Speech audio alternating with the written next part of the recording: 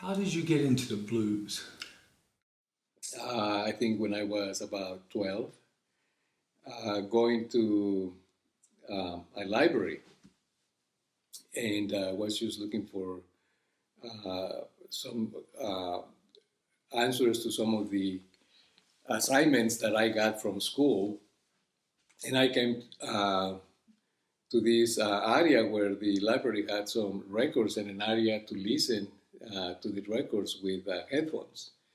And I didn't know much about those records, but I picked up one that called my attention, and it was the album by B.B. King, live at County Jail in Chicago, a live performance, and that was my first real introduction to the blues.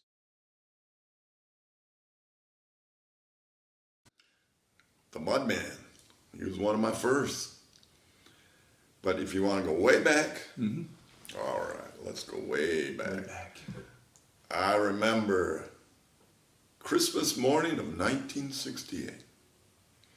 Under the tree was a Farfisa organ. Oh man, I was in heaven because I was into that pop music back then. And that's how I started out, playing the organ. Did that for a few years, was in a band.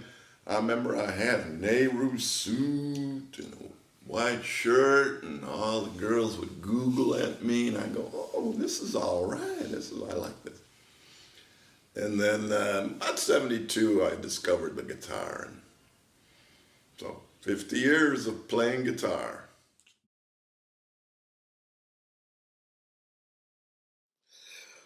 Well, my mom bought me a transistor radio, and I started listening to music, and it was soul music during that time. I was listening to a lot of soul music and stuff, and I just loved music, and I got with some friends that had a little soul band, and after the soul scene ventured out, it was nothing but blues, and I was playing with a guy named Mike Jackson, played saxophone, and he told me, hey, you're from Mississippi. You better learn some blues because that's what's happening now.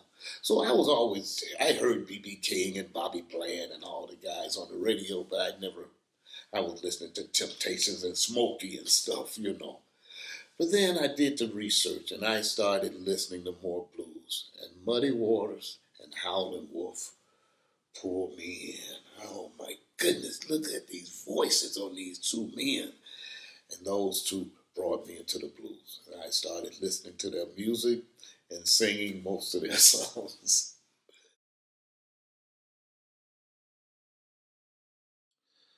During college, excuse me, I was into more aggressive music like industrial and mosh pit kind of stuff.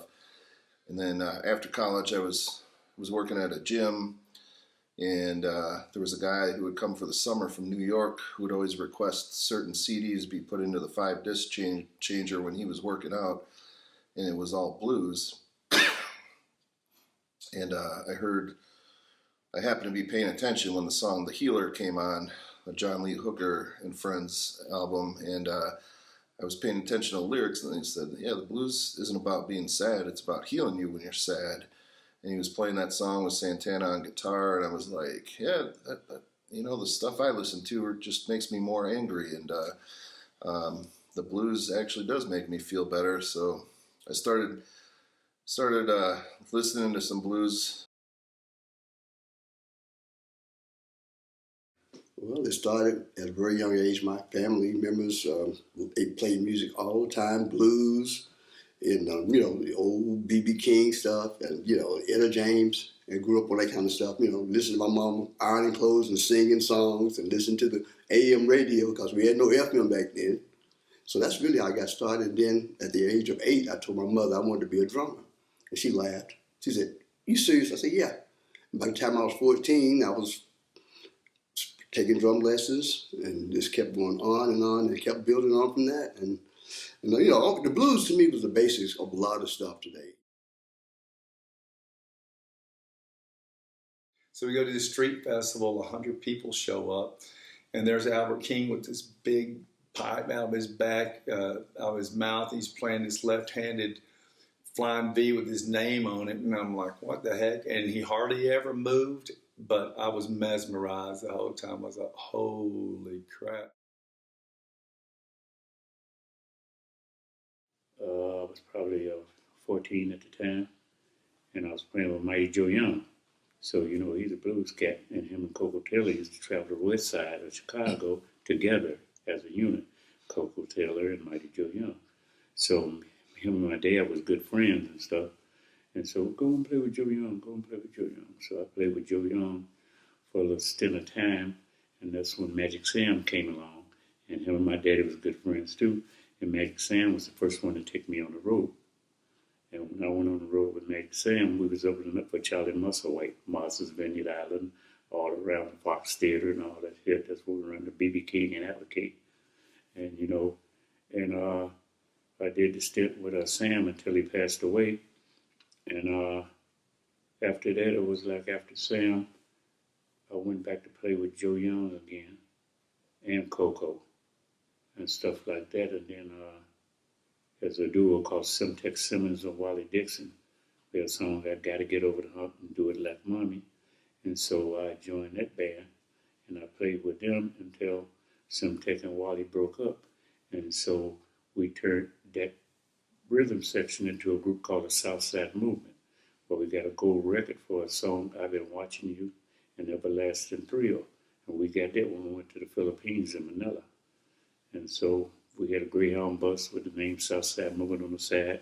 We used to bump heads with the Ohio players. They had the same kind of bus, double-decker Greyhound, you know, like that. So after that stint with the Southside Movement, you know, I went on and started playing with different groups, you know, and it just progressed more and more, you know, till it got to a point Jim Belushi called me to play with him, and I go play with Jim Belushi and went to Bruce Willis' house up in Sun Valley, Idaho. He played harmonica, him and Junior got together, so we did little gigs up there with him. And he's kind of sick now, you know, real sick. So, but you know, and then biggest thrill came when I got with Big Twist and the Miller Fellas.